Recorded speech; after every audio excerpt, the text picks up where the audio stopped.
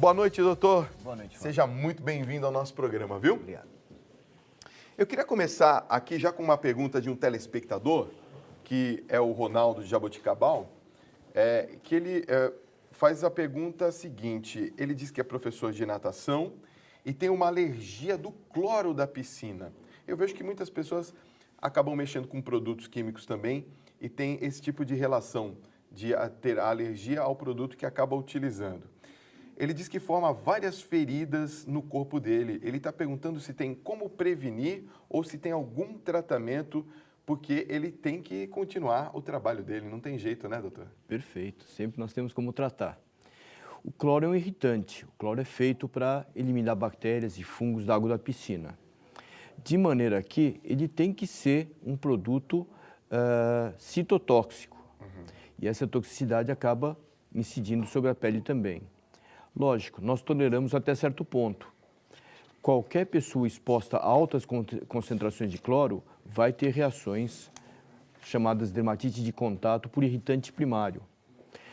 Algumas pessoas são especialmente sensíveis e essas pessoas têm como se cuidar para tolerarem essa agressão cutânea. As custas de hidratantes, de anti-inflamatórios tópicos e, principalmente, estabelecendo uma rotina, limitando o número de horas de exposição. Terminando isso, a pessoa deve se secar normalmente, deve hidratar a sua pele e ela consegue tolerar bastante essa agressão à pele. Você sabe que tem até muitas pessoas que eu conheço que têm a alergia, muitas vezes, pelo cheiro de alguma coisa que seja tóxica, como é o caso do cloro. Eu tenho, por exemplo, um padrinho meu de casamento que ele trabalhava com produtos de limpeza, né? Ele vendia produtos de limpeza. E depois ele acabou mudando de ramo por conta disso, porque só o fato dele aspirar aqueles produtos que eram manipulados na loja, ele já começava a sentir as alergias que aconteciam na pele. Por inalação também é possível isso? As alergias incidem principalmente sobre o aparelho respiratório e sobre a pele. São os principais órgãos acometidos, embora o aparelho digestivo possa ser acometido, o sistema nervoso central também, mas os principais casos de alergia que nós temos são acometendo o aparelho respiratório e a pele. E a inalação, a gente absorve oxigênio, a gente absorve os gases anestésicos quando a gente faz uma cirurgia, ou seja, isso dá uma ideia de quando a gente absorve uma substância, um gás tóxico, uma câmara de gás. A gente é envenenado pelo gás que inala, o gás de escapamento do automóvel. E também a gente pode ter uma reação alérgica, inclusive uma crise de asma, de rinite, pela inalação do produto. Olha, daqui a pouquinho eu quero falar sobre os testes alérgicos, tá bom? O senhor vai aguardar um minutinho, eu vou dar um recado, mas deixa eu mandar aqui um abraço para a Ivete de Concórdia, Santa Catarina, tá falando, Fábio, adoro o seu programa lindo. Que bom, é gostoso assim, né? Programa lindo, tão bacana, né? Não por mim, mas pelos nossos convidados que recebemos sempre com muito carinho. Ivete de Concórdia, Santa Catarina, ó, beijo para você, meu amor. Olha, doutor, sabe que eu gostaria de falar sobre a questão dos testes para saber que tipo de alergia que nós temos. Quais são os testes que nós temos hoje para sabermos o tipo de alergia e de que forma tratar? O alergista, ele basicamente é um detetive. Muitas vezes a história do paciente é bastante clara, é bastante simples e facilita um diagnóstico. Outras vezes, o próprio paciente tem muitas dúvidas, o que causou a alergia dele. Então, nós temos uma porção de testes, são os testes de leitura imediata, tipo o prick test, os testes de leitura tardia, que são os patch testes, que a gente coloca uma substância em contato com a pele por 48 horas, por exemplo, e depois disso a gente consegue investigar se houve uma reação, e testes de substâncias inaladas também, se consegue medir a reação dos brônquios, de maneira que a gente consegue chegar a uma conclusão de o que a gente precisa afastar para melhorar a qualidade de vida daquele paciente. O senhor falou sobre 2 tipos de alergia. Eu vou te perguntar um terceiro. Existe alergia nervosa? Pessoas que ficam muito estressadas, nervosas e acaba isso trazendo alergia para a pele? Essa é uma questão bastante interessante. É uma questão até que poderia levar a um debate. Por quê? A característica da reação alérgica é uma reação do sistema imunológico contra alguma substância. E o nosso próprio sistema nervoso não é essa substância. Porém, é ele que manda na nossa defesa, no nosso organismo. Então, quando uma pessoa está em situação de estresse, ela reage de uma forma diferente daquela que não está e ela pode ter uma reação alérgica a um produto que ela normalmente não tem. Então, ele age como um sensibilizante, como um multiplicador de efeitos e a pessoa me diz, doutor, eu tenho essa reação toda vez que eu estou tenso, que eu vou ter uma prova, que eu vou ter uma entrevista para trabalho e eu devo tomar um antialérgico antes? E muitas vezes ele se beneficia de tomar um antihistamínico, um antialérgico, antes de se submeter a um estresse maior. Então, eu diria que sim, que existe uma alergia nervosa. Olha, vamos a uma pergunta aqui de São Paulo, da Camila, da Zona Leste. Ela fala, Fábio, boa noite. Eu tenho uma doença celíaca e tomei uma medicação, a vitamina B12, que eu não sabia que continha glúten. E acabou me dando uma reação alérgica, onde fiquei com acnes na região da testa, pescoço e costas. Como realizar essa prevenção para evitar esse tipo de reação, uma vez que eu preciso desta vitamina, doutor? Bom, veja bem, existe um quadro bastante característico de acne por vitamina B12. A doença celíaca, que é uma intolerância ao glúten realmente, é uma coisa, a pessoa tem má absorção, tem diarreia. Agora, o acne por B12 é um outro quadro, então é independente da vitamina que ela ingeriu ter ou não o glúten. Ela deveria ingerir a vitamina B12 junto com os alimentos, coisas naturais, e há uma absorção mais programada, mais lenta, e dificilmente ela vai ter um acne por B12. O acne por B12 acontece justamente quando há uma espécie de um excesso, mesmo que momentâneo. Quando ela toma a dose do dia inteiro, por exemplo, em uma injeção ou em uma medicação por via oral, de uma vez, e ela tem uma reação acneica.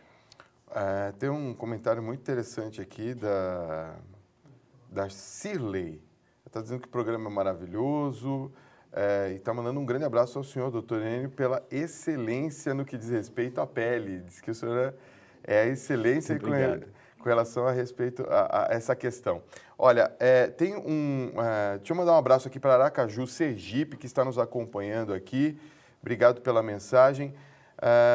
Nós temos aqui uma pergunta que veio lá de BH, Minas Gerais. Eu vou fazer daqui a pouquinho, da Valdirene, sobre uma alergia que ainda não se sabe o que é. Mas eu vou, daqui a pouquinho, trazer essa pergunta para o senhor.